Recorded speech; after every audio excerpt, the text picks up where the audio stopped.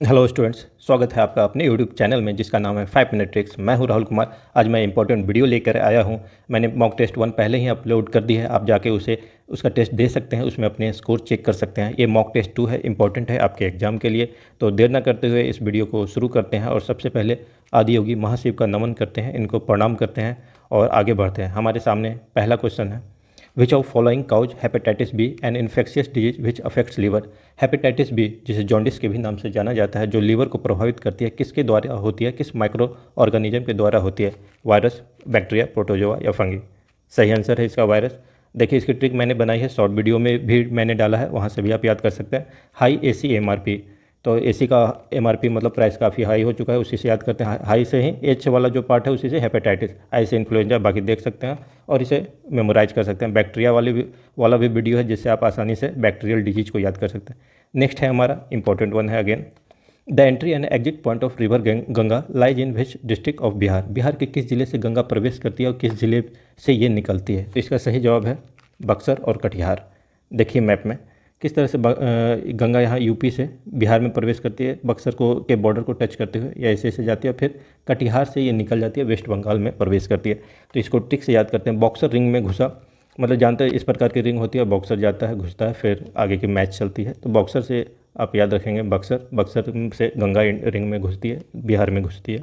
कटिहार से कट गई और कटिहार से कटिहार से कट गई, तो कट गई मतलब यहाँ से गंगा अलग हो गई, वेस्ट बंगाल में प्रवेश कर गई। नेक्स्ट क्वेश्चन है हमारा, the commercial unit of electrical energy. ये क्या है? Kilowatt hour. ये आपने काफ़ी देखा होगा, ऐसे मीटर लगे होते हैं। यहाँ पे जो ये एनालॉग मीटर है, अब तो डिजिटल आने, तो KWH मतलब किलो वाट आवर में ही ये रीडिंग देती है। तो ये काफ़ी आसान है, लेकिन ये इंपॉर्टेंट चीज़ है, इसको याद रखिएगा। 1 किलो वाट आवर में 3600 जूल मतलब खपत होता है, उसकी 3600 जूल उतनी ऊर्जा निकलती है। तो इसे आप याद रखिएगा, ये डायरेक्ट आप याद रखेंगे। नेक्स्ट हमारे क्वेश्चन हमारे पास, India is a republic, what does it mean.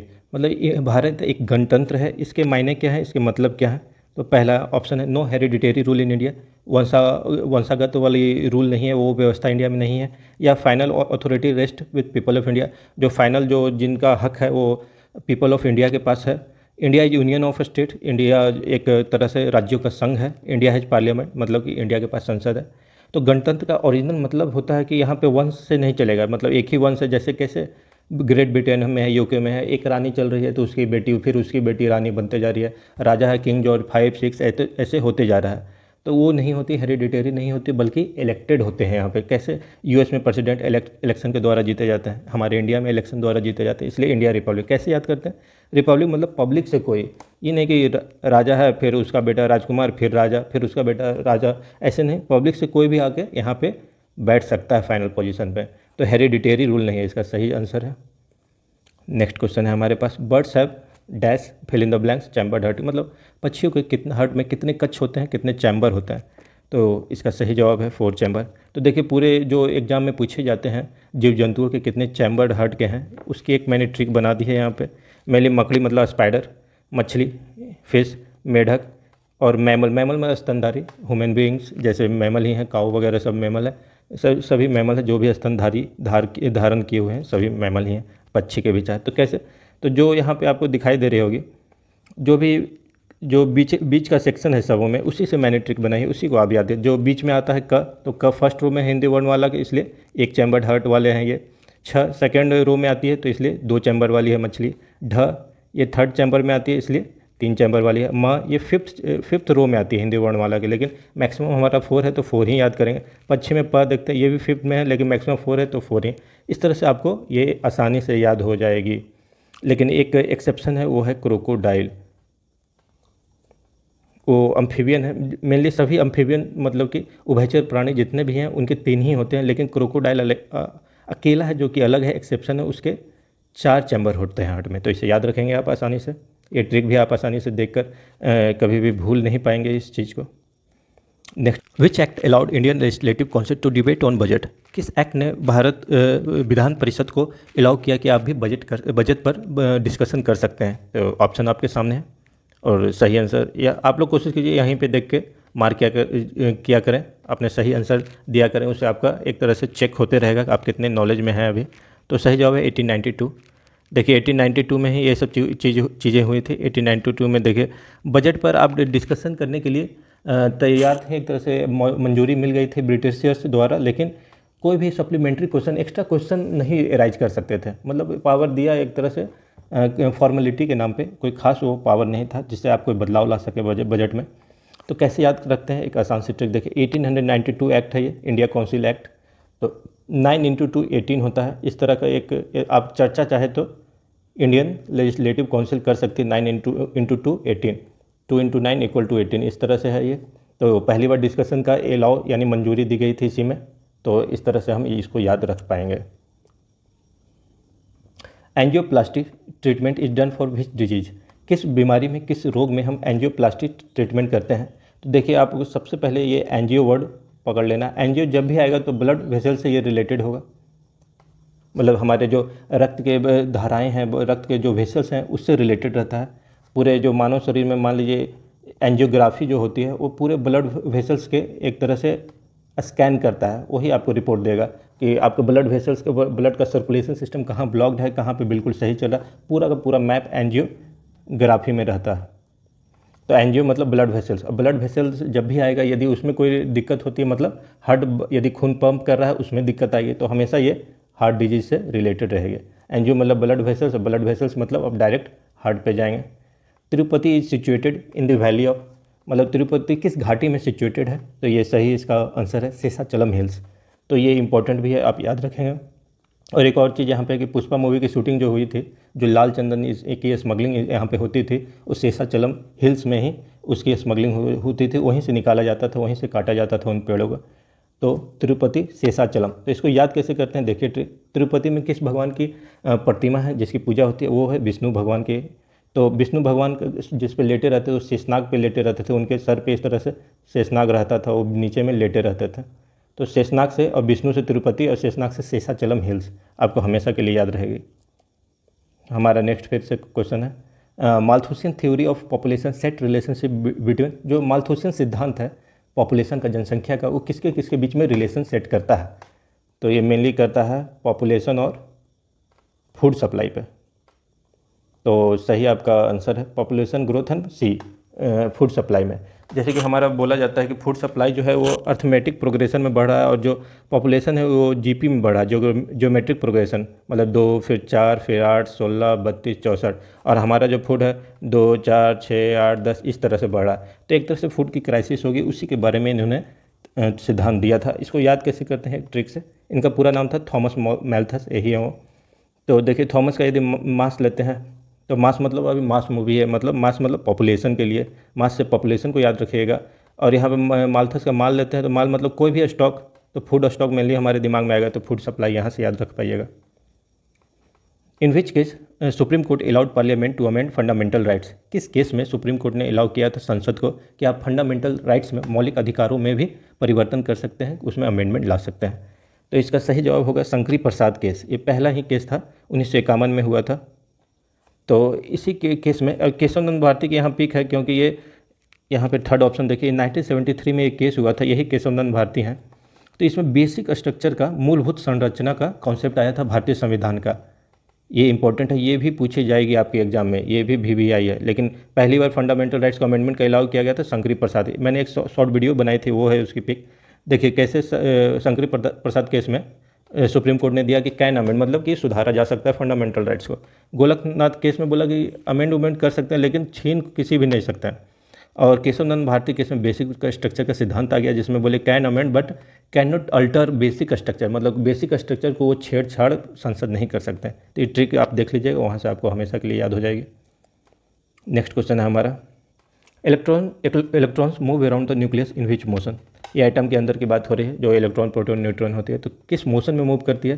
तो आपने काफ़ी बार सुना होगा स्पिन मोशन में इलेक्ट्रॉन स्पिन करते हैं। कैसे आपने क्रिकेट में देखा होगा कि बॉल स्पिन करती है, ऐसे इस तरह के गुगली फेंकी जाती है, अलग अलग तरह दूसरा बॉल फेंका जाता है, सभी स्पिन करते हैं। उसी से याद रखें इलेक्ट्रॉन भी स्पिन करता है। Which of the following river does not form delta, यानी कि कौन से निम्नलिखित नदियाँ हैं जो कि डेल्टा नहीं बनाती। जब डेल्टा नहीं बनाएंगी तो वो क्या बनाएंगी, एस्चुअरी। एस्चुअरी से बोलते हैं, ये देखिए यही एस्चुअरी है, ये डेल्टा है। तो नर्मदा, तापी, माही, साबरमती, ये ऑप्शन होता है उसमें, ई में यही होता है नॉन ऑफ द एवं, मतलब ऊपर में से कोई नहीं, या मोर देन वन, मतलब एक से ज़्यादा ऊपर, तो मोर देन वन सभी जो है एस्चुअरी बनाती हैं, डेल्टा नहीं बनाती हैं। तो देखिए इसको ट्रिक देखते हैं। नर्मदा ताप्ती के किनारे माहिष्मती, माहिष्मती आपने बाहुबली में देखा होगा, तो नर्मदा और ताप्ती के किनारे है माहिष्मती, माहिष्मती से माही तो डायरेक्ट मिल रहा है, और यशमती से साबरमती। तो चारों नदियाँ जो चारों पश्चिम की तो ओर फ्लो करती है, वेस्ट फ्लोइंग रिवर्स है, ये भी आप याद रखिएगा, और चारों एस्चुरी बनाती है। तो देखिए डिफरेंस क्या है, एक बार यहाँ पे डेल्टा एस्चुरी में गौर करेंगे। डेल्टा में ये होता है कि जो लैंड मास होता है, ट्रायंगल के फॉर्म में लैंड मास आ जाएगा, बीच में ब्रांचेज आ जाती है रिवर की पतली पतली, उससे ये फ्लो हो जाती है, क्योंकि रिवर का स्पीड काफ़ी कम हो जाता है यहाँ पे।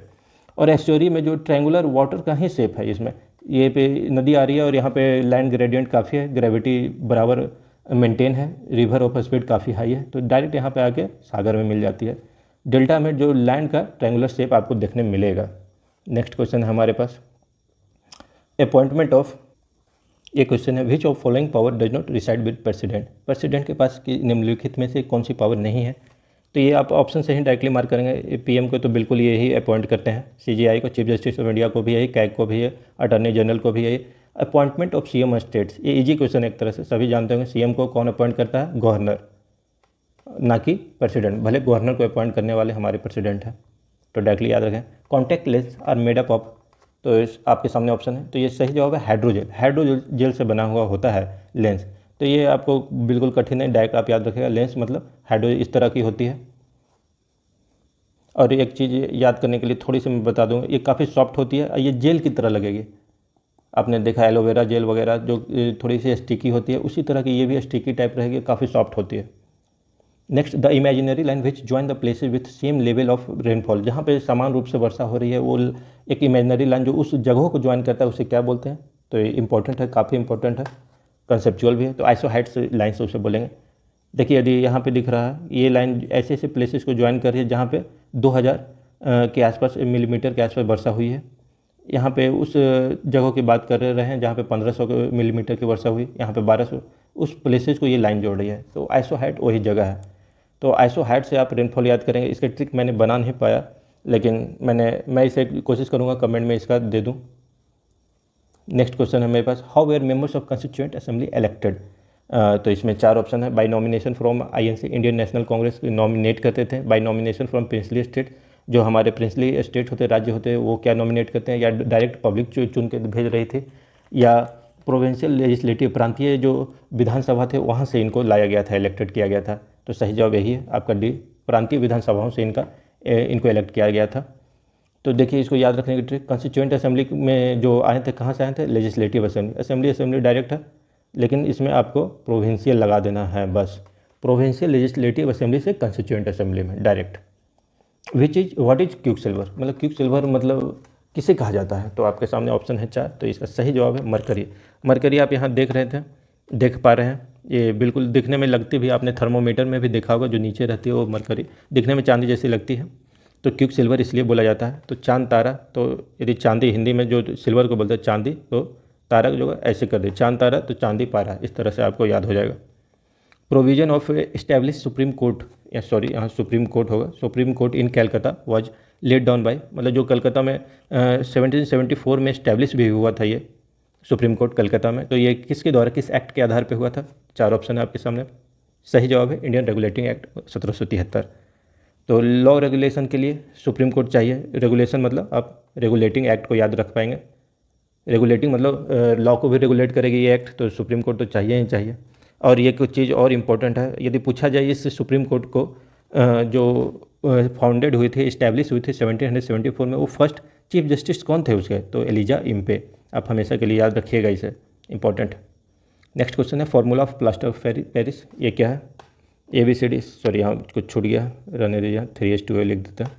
तो क्या है formula of plaster of Paris, तो प्लास्टर ऑफ पेरिस का जो फॉर्मूला है यहाँ पे छूट गया है, एक्चुअली में वही होगा CaSO4 इंटू ½ मतलब calcium sulphate hemihydrate.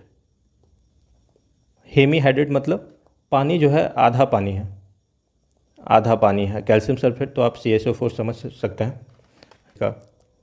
Which mountain range divides north Indira नहीं है, इंडिया, इंडिया है। And south India, north India और साउथ इंडिया को डिवाइड कौन सी माउंटेन रेंज करती है? माउंटेन रेंज करती है, आपके सामने 4 है, तो सही आंसर है इसका विंध्या। देखिए ये तो विंध्या रेंज ही है जो पूरे नॉर्थ इंडिया और साउथ इंडिया को डिवाइड करती है। इसे याद कैसे रखते हैं? ये देखिए, Vindhya sounds like India, India मतलब विंध्या इंडिया दोनों सिमिलर साउंड करते हैं। तो जब इंडिया और विंध्या सिमिलर है मतलब इंडिया को इसे लेना देना है, और ये 2 भागों में नॉर्थ इंडिया और साउथ इंडिया को, साउथ इंडिया में डिवाइड करती है इंडिया को। तो विंध्या से आप याद रखेंगे इंडिया का डिवीजन करती है ये। चलिए, Bihar became a separate province under British rule during which year? तो ये जानते भी होंगे, ये हुई थी 1912 में। तो कैसे हुई थी? दिल्ली दरबार में 1911 में जॉर्ज फिफ्थ आने वाले थे, उन्हीं के एक तरह से उनके गर्मजोशी के उनके स्वागत के लिए 1911 में दिल्ली दरबार का आयोजन किया गया था। उसी में अनाउंसमेंट कुछ हुई थी काफ़ी महत्वपूर्ण, उसमें से ये भी था कि बिहार को एक सेपरेट प्रोविंस बनाया जाए। तो 1912 में ये बन गई थी, 1 अप्रैल 1912 में ये इस्टेब्लिश हुई थी। हालांकि 22 मार्च 1912 में अनाउंसमेंट हो गया था इसका, तो इसलिए 22 मार्च को हम लोग बिहार दिवस भी मनाते हैं। तो इम्पोर्टेंट जो यहाँ पे था कि क्या क्या अनाउंसमेंट है, रिपील्ड बंगाल डिवीजन को इन्होंने बिल्कुल रद्द कर दिया, कैपिटल दिल्ली शिफ्ट हो गया कैलकाता से, Bihar separated and new province, नया प्रांत बनाया गया बिहार को। नेक्स्ट क्वेश्चन है, which district of Bihar has highest number of sugar mills? कहाँ बिहार में किस जिले में सबसे ज़्यादा चीनी मिले हैं? तो उसका सही जवाब है वेस्ट चंपारण। तो कैसे याद, यहाँ पे देखिए वेस्ट चंपारण कैसे याद रखते हैं? बेस्ट चीनी, यदि आपको बिहार में कहीं बेस्ट चीनी मिलेगी वो है वेस्ट चंपारण में। बेस्ट चीनी, वेस्ट चीनी से CH दोनों सेम है, CH, तो बेस्ट चीनी से बेस्ट चंपारण आप चले जाइएगा, डायरेक्ट चीनी मिल आपको मैक्सिमम मिल जाएगी। The state wise allocation of seats in Lok Sabha is based on 1971 census, this is valid till which year? जो स्टेट वाइज एलोकेशन होता है हमारा सीट्स का लोकसभा में, स्टेट में इस स्टेट में इतना सीट रहेगा, उस स्टेट में उतना सीट रहेगा, तो ये किस आधार पे है? तो 1971 के जो सर्वे हुआ था जनसंख्या का उस पर है। तो ये फिर से नई कैसे कब बैठने वाली है? 2026 में, 2026 में बैठेगी, फिर उसके आधार पे ये चलेगा कि अब सीटें कहीं बढ़नी चाहिए या घटनी चाहिए। तो कैसे याद रखें? शाबाश, यदि 2026 में हो जाती है, यदि टाला नहीं गया इसे तब, तो ये एक तरह से इंडियन गवर्नमेंट को शाबाशी मिलनी चाहिए। शाबाश से 26 याद रखिएगा आप, 2026 में हो गया तो इन्हें शाबाशी मिलेगी, पोस्टपोन नहीं हुआ तो। नेक्स्ट है हमारे पास, which national highway is a part of golden quadrilateral plan passes through Bihar? जो स्वर्णिम चतुर्भुज है हमारा, जो रोड 4 महानगरों को जोड़ने वाला कनेक्शन है रोड का सड़कों का, तो वो बिहार के किस जगह से पास होती है? और बिहार में वो जो पास होती है वो कौन सी NH है? तो इसका सही जवाब है NH2। आप यहाँ देख सकते हैं, NH2 GT रोड के नाम से जानी जाती है बिहार में। आपने गया में शेरघाटी और साथ में औरंगाबाद, रोहतास, इस सब में आपने देखा होगा ये पार होती है GT रोड। तो कैसे याद रखते हैं? NH2 है, तो GT रोड में mainly GT grand trunk road बोला जाता है, जो शेरशाह सूरी ने इसका स्थापना किया था। तो NH2 2 ही अक्षर है, यहाँ भी 2 ही अक्षर है, NH2 GT, आप डायरेक्ट याद रख पाएंगे इसे। नेक्स्ट क्वेश्चन है, which give following statement regarding DPSP, directive principle of state policy? मतलब राज्यों के लिए नीति निदेशक तत्व के लिए एक स्टेटमेंट दिया गया है, वो है a cheque which is paid at the convenience of bank. DPSP के जो आर्टिकल्स अनुच्छेद हैं वो ऐसे चेक हैं जो कि बैंक के सुविधा के अनुसार उसका पेमेंट किया जाता है, वो चाहे तो देगा, नहीं चाहे तो नहीं देगा। तो इसका सही जवाब है, ये स्टेटमेंट देने वाले हैं KT शाह। तो KT शाह, इन्हें याद कैसे करते हैं? चेक काटना, यदि आपने सुना होगा बैंक वगैरह में यदि किसी को चेक देते हैं तो चेक काटते हैं आप, तो चेक काटना मतलब काटना से ही आप KT शाह जी को याद रख पाएंगे। चेक मतलब चेक की बात आएगी, मतलब DPSP एज ए चेक जो कि बैंक के कन्वीनियंस के अनुसार पे किया जाता है। तो आई होप ये मॉक टेस्ट आपको काफ़ी अच्छा लगा होगा। ऐसे ही आगे के वीडियो के लिए बने रहें इस चैनल पर। Thanks for watching.